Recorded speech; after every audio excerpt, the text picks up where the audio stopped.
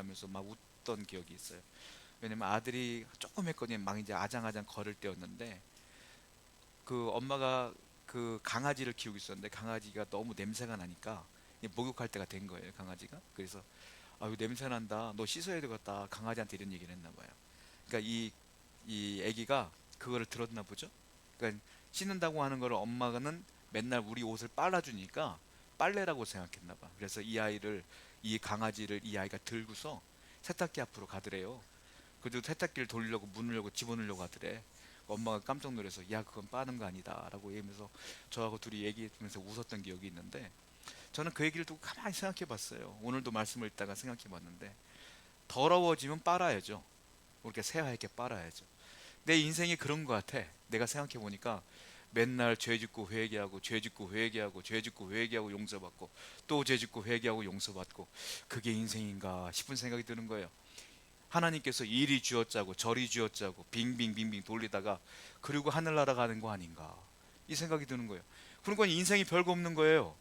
사람들은 인생 다양하다, 뭐 먹고 살까 뭐 하고 살까 막 고민하는데 단순하게 생각하면 인생이 별거 없어. 이리 쥐어짜고, 직장 가보세요, 상사가 날 쥐어짜지. 가정 가보세요, 아내가 남편이 쥐어짜잖아요 그날을. 인생이 그런 거야. 쥐어짜지고 쥐어짜지다가 빙빙 돌다가 그리고 살다가 가는 게 인생이 아닌가, 이 생각이 드니까 인생이 별거 없는 거예요. 여러분, 비행하다 보면은 시계 비행과 계기 비행이라는 게 있어요. 그게 뭐냐면 조종사들이, 시계 비행은 말 그대로 내가 하늘을 보면서 조종하는 거예요. 근데 계기 비행은 내가 계기판을 보면서 조종하는 거예요. 그러니까 조종사들은 두 가지를 다 병행한다는 것이죠. 그런데 전투기 같은 경우는 시계 비행을 할 수가 없대요. 왜냐하면 일반 여객기는 이륙했다가 착륙하면 그만이잖아요. 전투기는 말 그대로 올라갔다가 급강했다가 급상승했다가 빙빙빙빙 돌다가 이런 것들을 훈련한단 말이에요. 왜? 싸워야 되니까. 그러니까 전투기 조종사들은 시계 비행을 하다 보면은 헷갈릴 때가 많대요. 이게 비행기가 계속 도니까 내가 하늘이구나라고 생각하고 올라가려고 하면 그게 하늘이 아닌 거예요. 땅으로 내려가고 있는 거예요, 비행기가. 그러니까 땅으로 내려가는데 내가 올라가려고 착각을 하기도 하고 이런 어려움들이 많대요. 그래서 비행기 조종사 중에 특히 전투기 조종사들은 계기 비행을 잘해야 된다고 하더라고요. 그러니까 내가 빙빙 돌 때 계기판을 보면은 내가 올라가고 있구나, 내려가고 있구나, 이걸 정확히 알지 못하면 사고를 당한다고 하더라고요. 인생이 그런 것 같아요. 사람들은 다 내 생각과 계획과 내 경험과 내가 배운 대로 살아가죠. 그 시계 비행이에요, 쉽게 말하면. 내 마음대로 살아가는 거예요. 그 인생이 살다 보면 내 마음대로 되는 게 아니지 않습니까? 인생을 살다 보면 계기 비행이 필요하다는 거예요. 계기판을 볼 때가 필요해요. 내가 잘 가고 있는데 잘못 갈 때가 있단 말이에요. 그러면 변하지 않는 계기판이 뭐냐는 거예요. 우리에게는 딱 한 분 계셔. 하나님, 예수 그리스도. 우리가 그분의 말씀을 따라가야지만 올바른 삶을 살지 않겠느냐라는 생각이 들어요. 그렇지 않으면 아까 말씀드린 것처럼 쥐어짜고 쥐어짜고 빙빙 돌다가 세상을 떠날 수밖에 없는 인생이 아니겠느냐라는 거예요. 오늘 본문은 딱 두 절이에요. 두 절인데 내용이 이어지지 않아요. 두 절인데 내용이 정반대야. 27절과 28절은 완전히 반대야. 27절은 무슨 내용이냐면 인간의 경험, 28절은 무슨 얘기냐면 예수님의 경험. 완전히 달라요. 비슷한 것 같지만 완전히 달라. 자, 한번 27절 말씀을 읽어볼게요. 읽어봅니다. 시작.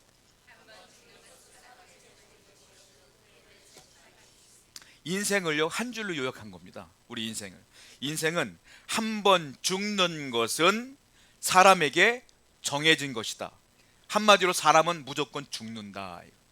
사람은 죽는다. 그리고 그 후에는 뭐가 있다? 심판이 있느니라. 이게 인생이에요. 사람은 그냥 죽어요. 죽은 뒤에 끝이 아니야. 뭐가 있어요? 심판이 있다. 이게 우리의 인생이다 라고 히브리서 기자는 정확하게 한 줄로 요약을 딱 한 거예요. 심판이 있다는 거예요. 반면에 28절은 달라. 예수님에 대한 경험이야. 28절만 읽어볼게요. 시작. 단번에 들이신 바 되셨고 구원에 이르게 하기 위하여 죄와 상관없이 자기를 바라는 자들에게. 예수님도 죽어 돌아가셨어요. 초림 오셔가지고 십자가에서 돌아가셨어요. 근데 그걸 뭐라고 표현하냐면 단번에 죽으셨다. 단번에 한 번 죽었다는 거예요. 예수님은 단번에 죽었어. 인간도 죽어. 예수님도 돌아가셨어. 여기까지 똑같아요. 그런데 인간은 뭐가 있어요? 심판이 있어. 예수님은 뭐가 있어요? 심판 얘기가 없어요. 뭐가 있어요? 두 번째 나타내시리라. 무슨 말이에요? 재림하신다. 인간은 죽고 심판받고 예수님은 돌아가신 후에 나중에 재림하신다라는 거예요. 여러분 인생에서 가장 중요한 문제가 뭡니까? 직장 문제입니까? 자녀들 문제입니까? 부모들은 그럴 수 있겠죠. 자녀들 문제일 수 있겠죠. 무엇이 문제일까요? 죽음의 문제가 제일 심각해요. 왜 돈 벌어요? 먹고 살아야 되니까. 한 달 동안 못 먹으면 죽거든 사람. 먹어야 되니까. 왜 돈 벌어요? 집 사야 되니까. 집이 없으면 내가 노숙해야 되니까. 결국은 인생의 문제는 뭐냐면 죽음의 문제가 제일 심각해. 돈 벌어서 뭐해요? 노년에 병원 잘 다녀야 되니까. 그래요. 사람들 오래 살려 그래. 왜 진시황제가 그렇게 쓸데없는 짓을 했어요? 불로 쳐. 왜 늙지 않는 거예요? 죽지 않는 풀을 찾아 헤맸어요? 죽음의 문제가 두려우니까. 인생의 제일 중요한 문제는 죽음의 문제예요, 여러분. 그리고 또 하나의 중요한 문제가 뭐예요? 그 후에 뭐가 있어요? 심판이 있어요. 죽은 후에 가만히 생각해 보세요. 죽은 후에 끝이라면 7, 80년? 아니 많이 살아봤자 100년? 끝이라면 얼마나 허무하겠어요? 성경은 죽은 후에 끝이 아니래. 뭐가 있대? 영원한 삶이 있대. 영원한 삶은 두 가지예요. 첫 번째, 영원히 천국에 사는 것. 두 번째, 영원히 지옥에 사는 것. 죽으면 인간은 다 영원히 살아. 안 믿으면 영원히 지옥, 믿으면 영원히 천국. 모든 인간은 영원히 사는 거예요. 이 중요한 문제가 있단 말이에요.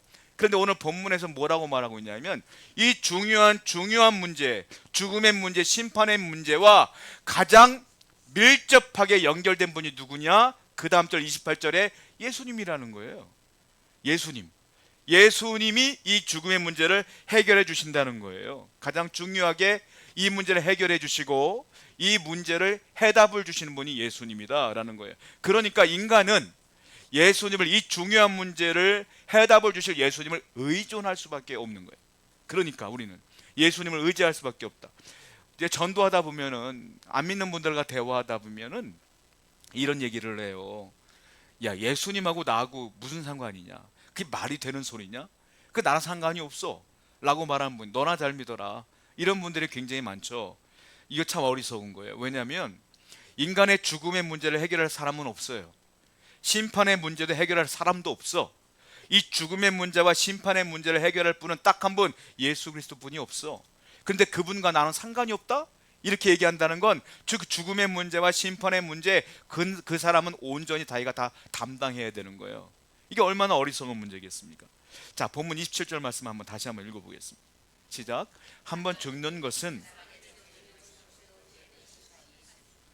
인간은 몇 번 죽는다고 써있어요? 한 번 죽는데. 예수님도 몇 번?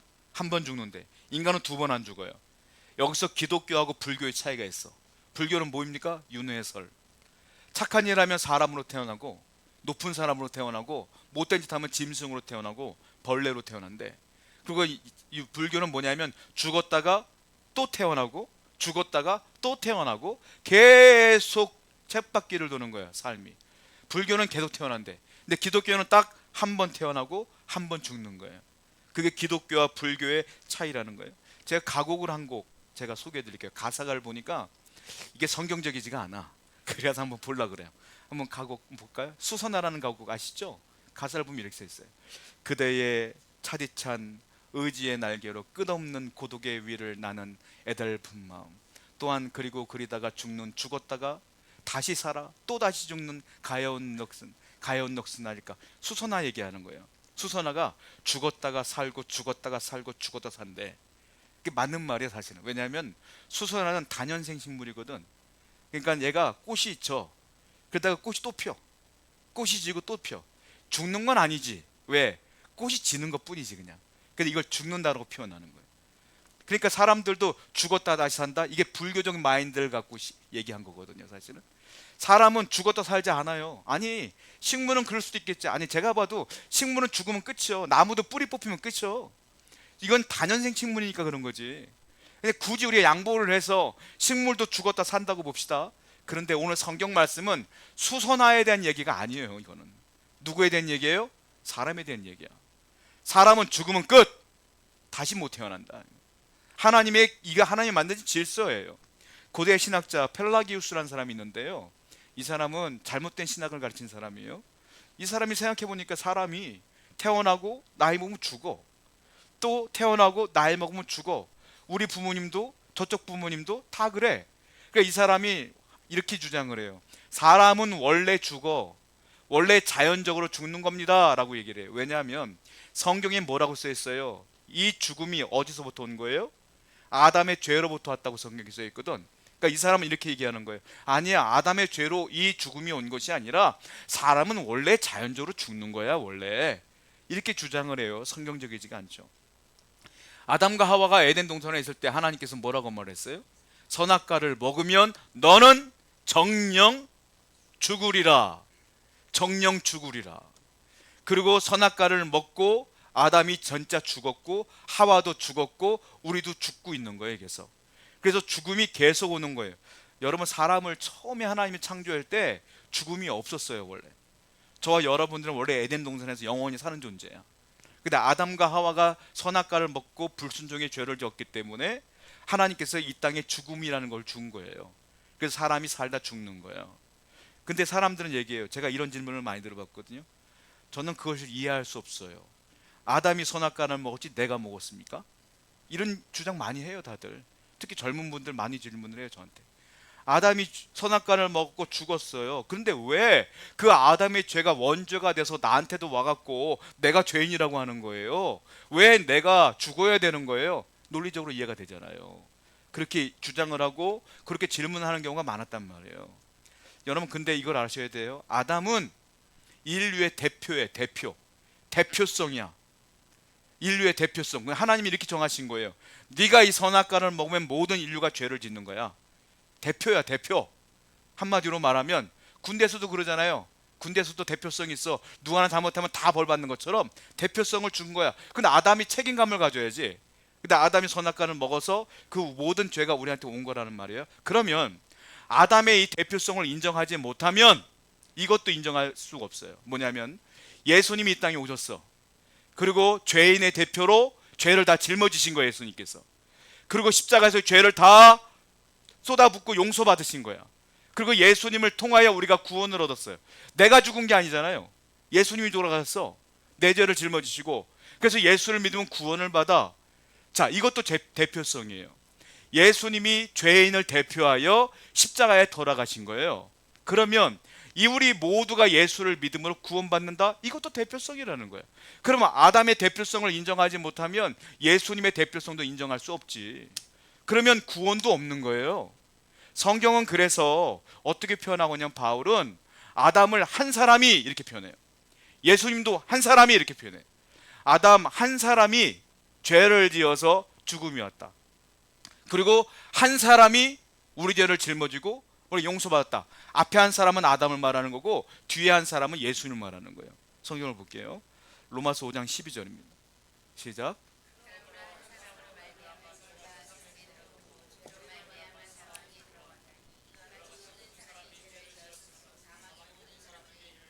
한 사람은 누구 말이냐? 아담을 말하는 거예요. 그 아담 한 사람이 죄를 지어서 모든 사람에게 그 사망이 왔다.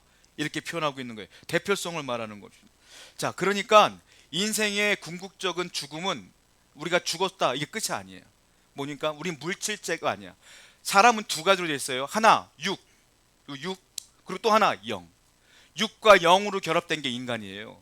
하나님이 사람을 흙으로 만드시고 어떻게 했습니까? 그 후에 생기를 불어넣었다. 그 생기가 하나님의 영이에요. 그러니까 우리 안에 영이 있고 육이 있어요. 그러니까 우리가 죽었어. 그러면 육이 죽은 거야. 영은 어디로 가느냐? 영원한 심판대 앞에 쓴다. 그러니까 사람이 죽는다고 끝이 아니에요. 심판을 그래서 정죄라고 말하는데 히브리서 10장 27절 말씀 볼게요. 시작. 오직 무서운 심판을 히브리서 이렇게 말하고 있어요. 맨 마지막으로 했으면 태울 맹렬한 불만이 있다. 심판은 뭡니까? 불이다 이거예요. 나를 영원히 태우는 불 속에 내가 갇혀 있는 것이 심판이다. 그러니까 인간의 죽음과 심판이 얼마나 무서운 거예요. 이거를 해결하지 못하면 우리는 얼마나 불행한 삶을 사는 거예요. 다행스러운 것은 저와 여러분들은 내가 세상을 떠나기 전에 이 문제가 해결됐어요. 예수 그리스도를 믿음으로 죽음의 문제와 심판의 문제가 해결됐어요. 믿으시기 바랍니다. 그러니까 얼마나 우리가 감사해야 될 게 많냐는 거예요. 근데 아직도 많은 사람들은 이 문제를 해결하지 못해요. 만약에 본문 27절로 끝나버리면 정말로 무서운 거야. 사람이 한 번 죽는 건 정해진 것이고 그 후에 심판이 있다라고 끝나면 얼마나 무서워요. 그런데 28절이 있어서 다행인 거예요. 예수님이 이 땅에 오셔서 단번에 죽으셨다. 이 문구가 있으니까 너무 감사한 거지. 예수님 때문에 이 문제가 해결됐다는 거예요. 27절 말씀 볼게요. 본문입니다. 시작. 만약에 27절로 끝났으면 얼마나 불행합니까? 우리 영원히 불 속에 갇힐 수밖에 없는 거 아니겠어요? 그래서 28절이 중요한 것이고 예수님의 경험이 인간에게 중요한 이유가 여기 있는 것이다라는 거예요. 그리고 28절 볼게요. 보겠습니다. 시작. 이와 같이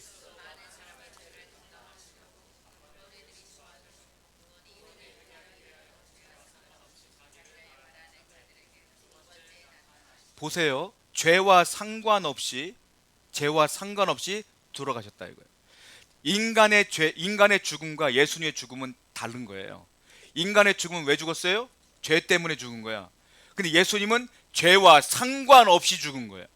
왜 죽었느냐면 우리를 구원하기 위하여 대속물로 돌아가신 거야. 그러니까 인간의 죽음과 예수님의 죽음은 전혀 다르다라는 거예요. 이것이 굉장히 중요한 차이이요 복음의 핵심이라는 걸 알아야 돼요. 자, 베드로 사도는 이걸 이렇게 표현하고 있어요. 베드로전서 3장 18절 말씀입니다. 시작.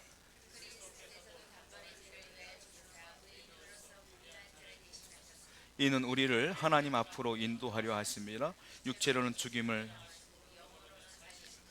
이게 예수님께서 왜 죽으셨냐? 죄와 상관없이 죽었다 그랬잖아요. 왜 죽었습니까? 여기 보면 이렇게 써 있어요. 의인으로서 불의한 자를 대신했다. 예수님은 죄가 하나도 없는 의인이야.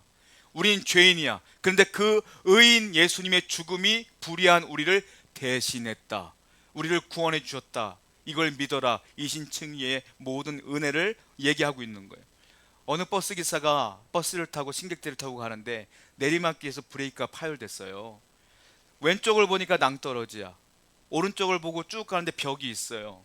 그래서 벽에 부딪히고 승객들을 살려야 되겠다라고 생각하고 핸들을 꺾는 순간에 그 앞에 어린아이 한 명이 환하게 웃으면서 손을 흔들고 있는 거예요.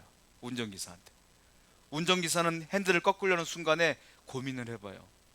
그러나 눈물을 머금고 그냥 꺾어버렸어. 그의 애와 벽을 함께 친 거예요. 그리고 승객들은 살았어요. 다행히. 승객들이 그 아이를 본 거예요. 살아서 내렸어. 내려서 승객들이 버스기사를 비난해요. 왜 애를 죽였느냐? 근데 버스기사는 아무 말도 안 해. 그 중에 승객 중에 한 사람이 이렇게 얘기를 해요. 저 아이는 이 기사님의 아들이에요. 당신들을 살리려고 이 아이를 희생한 겁니다. 라는 얘기를 해요. 이것이 복음을 설명할 때 하는 예화 중에 하나인데 인간의 한계로는 이거밖에 설명을 못 하겠어. 여러분, 이게 복음이야. 무슨 말이에요? 죄가 없는 의인 예수님을 하나님께서는 우리를 살리기 위해서 이 땅에 보내셨다는 거예요. 그래서 의인을 이 죄인과 대체했다, 교환했다, 이 얘기예요. 이것이 예수님의 은혜가 아니겠느냐? 이게 복음이 아니겠느냐라는 거예요. 예수님은 몇 번 죽었어요? 한 번. 초림 때 2000년 전에 한 번 돌아가셨어. 자, 카톨릭에서는 예배 때마다 미사를 드립니다. 우리 예배라고 하지만 그들은 미사라고 해요. 우리가 성만찬 하시죠? 성만찬을 우리는 어떻게 하냐면은 포도주와 떡을 갖다 놓고 예수님을 기념하는 거예요. 그렇죠? 예수님께서 우리를 위해 돌아가신 걸 기념하면서 포도주를 마신단 말이에요. 근데 미사는 매번 예배 때마다 성만찬식을 해. 그걸 영성체라 그래요. 왜냐하면 이 사람들은 어떻게 하냐면 화채설을 믿어. 화채설이 뭐냐면 우린 기념설이에요. 개신교는 예수님을 기념한다. 우리를 구원하신 예수님의 그 피와 땀방울과 그 육체를 기념한다. 다시 믿음을 회복한다는 의미겠지만 그분은 화채설을 믿어. 화채설이 뭐냐면 신부님께서 포도주를 따르면 순간적으로 그 피가, 그 포도주가 예수님 피로 변한대. 그리고 그 떡이 신부님이 기도하고 나눠주는 순간 예수님의 진짜 몸으로 변한대. 그래서 그 사람들은 그걸 먹으면서 예수님의 은혜를 느끼는 거예요. 그러니까 미사가 성경적이지가 않은 이유가 뭐냐면 매주 예수님이 죽어. 매주 예수님이 진짜 죽는 거예요. 희생제물로. 그래서 개신교는 그건 잘못된 것이다. 성경은 분명히 단번에 죽음으로 모든 구원은 끝난 것이다 라고 말하는데 왜 예수님을 매번 죽이냐? 이렇게 하면 학자들은 그렇게 얘기를 해요. 아니다, 니들이 잘못 알고 있는 것이다. 우리는 그 은혜를 그냥 그 순간 느끼려고 하는 것이라고 말하죠. 학자들 얘기야. 그거는 성경적이진 않은 거예요. 예수님은 한 번 죽음으로 우리의 구원을 완성하셨어요. 더 이상 돌아가실 이유가 없어. 믿습니까? 완벽하게 구원하신 거예요. 우리는. 그래서 우리는 그 예수를 믿음으로 구원받는다라는 거예요. 히브리서 9장 28절 다시 한번 읽어볼까요? 시작. 이와 같이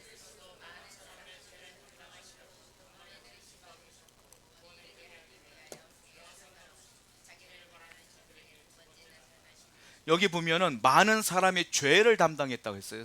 많은 사람들은 누구를 말하는 거냐면은 세계 각국에 흩어져 있는 선택된 백성들, 대한민국, 일본, 미국 다 흩어져 있는 하나님의 백성들을 위하여 돌아가신 것이다 라는 거예요. 그리고 단번에 죽으셨고 살아나셨으며 다시 오실 것이다, 두 번째 오실 것이다 라고 말씀하시는 거예요. 그러니까 인간의 구원은 뭐로 시작하느냐 하면 영혼의 구원으로부터 시작되는 거예요. 그런데 우리가 영혼을 구원받았다고 구원이 완성됐느냐? 아니다 라는 거예요. 예수님 뭐라 그랬어요? 다시 오신다 그랬어요. 두 번째 오신다. 왜 오실까요? 아니, 제가 설명드렸잖아요. 예전에 2000년 전에 한번 오셨잖아요. 그는 죄의 문제로 오신 거야. 그래서 우리의 죄의 문제는 해결됐어요. 그런데 또 오신대. 왜 오실까요? 그거는 구원의 완성을 위해 오시는 거예요. 뭐냐면 구원은 내가 세상을 떠나가는 순간 내 육은 땅에 묻히고 내 영은 하늘나라로 올라가요. 우리가 구원받았다고 하는 거예요. 그런데 그건 구원의 완성이 아니에요. 구원의 완성은 육과 영이 함께 부활하는 것이 구원의 완성이야. 그러니까 우리 육신은 땅에 있어요. 썩었어. 그러니까 주님이 재림하는 날 성경에 뭐라고 하셨어요? 죽은 자가 무덤에서 일어나리라, 부활할 것이다 이 말이에요. 그때가 구원의 완성이야. 그때 내 영은 하늘에 있고 내 육도 일어나 다 같이 하늘나라로 올라간다. 이게 구원의 완성이라. 그러니까 재림은 죄와는 상관이 없어요. 죄와는 구원의 완성과 상관이 있는 거예요. 그러니까 성도들은, 구원받은 우리들은 이제 죄와 상관없고 구원의 완성을 위하여 재림을 기다리는 거예요. 그런데 많은 사람들 20세기 1990년도에 이상한 종말론들이 많이 있었어요. 그 종말론들 중에 하나가 이런 거예요. 예수님은 재림하셨다가 다시 올라갔다가 다시 오실 것이다, 이렇게 주장하는 사람도 있었어요. 아니요. 예수님이 이 땅에 오신 것도 죽으신 것도 한 번, 재림도 한 번. 끝. 예수님이 언제 오실지 아무도 몰라. 주님도 모른다 그랬어요. 정말로 도둑같이 온다 그랬어요. 그리고 우리가 알고 있는 것처럼 97년도인가요? 다미선교회 시한부 종말론 KBS에서 방송을 다 했어. 그 사람들 흰옷 입고서요, 직장 다 그만두고 사업 그만두고 교회 모였잖아요. 거기에 이장님 씨 알죠? 그 사람이 리더였잖아요. 거기 모여서 기도하고 있는 거야. 그 KBS 방송했다니까, 카메라로. 그러면서 그 사람들이 우리를 보면서 불쌍히 여겼어요. 불쌍한 사람들, 우리만 구원받는다라는 거지. 결국 어떻게 했어요? 하루가 지났는데 아무 문제가 없어. 아무 일이 없어. 얼굴 숙이고 막 도망가는 거 막 나타났어요 옛날에. 아무도 모르는데 어떻게 이장님 씨가 알아? 예수님도 모르는데. 여러분, 재림은 한 번 오는데 한 번 오기 때문에 완벽한 타이밍이 오신다는 거예요. 모든 이가 예수를 들었을 때, 복음이 전해졌을 때, 그러니까 재림에 대한 얘기, 오신다는 얘기 우리는 바라지만 누가 그런 얘기하면 듣지를 말아요. 사람에게 말해주질 않아 하나님께서. 그러니까 항상 우리는 종말론적 신앙을 갖지만 이러한 소망과 희망을 가져야지 언제 오신다는데 불안해서는 안 된다는 거예요. 자, 이후에는, 재림하신 이후에는 구원의 기회가 없어요. 그러니까 재림하시기 이전에 예수를 믿은 것이 얼마나 감사하냐는 거예요. 자, 계시록에 보면 그 초대교회 신자들이 이렇게 신앙 고백을 합니다. 계시록 22장 20절이에요. 시작.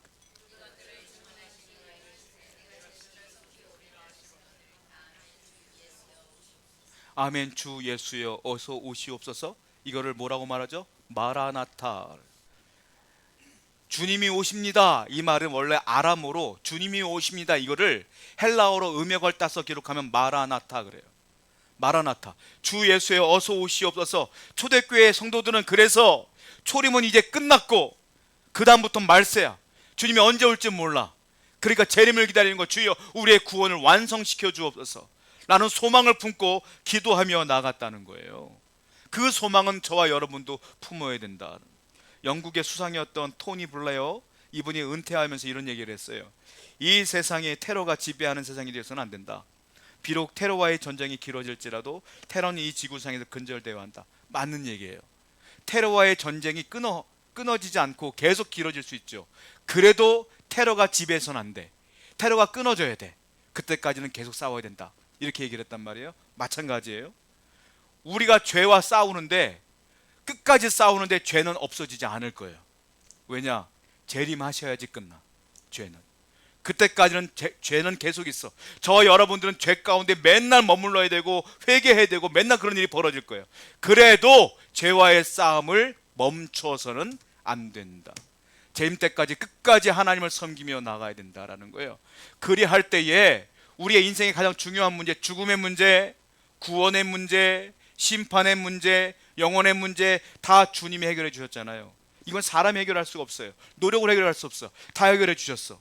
인생의 제일 중요한 문제는 이미 하나님이 해결해 주셨어. 그 주님이 여러분들이 지금 당하고 있는 문제 해결 안 해주시겠어요? 그 중요한 문제 다 해결했는데 여러분이 당하고 있는 인생의 문제 해결을 안 해주시겠냐고요. 해결해 주실 줄로 믿습니다. 그걸 굳건히 믿으면서 오늘도 힘있게 살아가는 여러분들 축원드립니다. 기도하겠습니다.